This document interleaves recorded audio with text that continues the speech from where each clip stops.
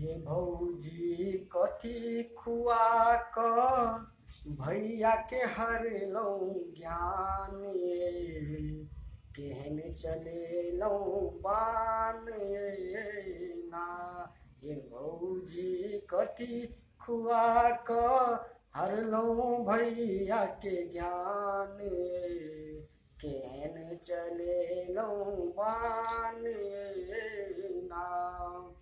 आपन सहोदरा बहिन के बिसरला शायरी के अपन बनेला। अपन सहोदरा बहिन के बिसरला शायरी के अपन बनेला। ये भौजी अपने स अपने अहाँ घटेलौ मान केहन चलेलौ बान ना। ये भौजी कथी खुआ क भैया के हरलौ ज्ञान केहन चलेलौ बान ना।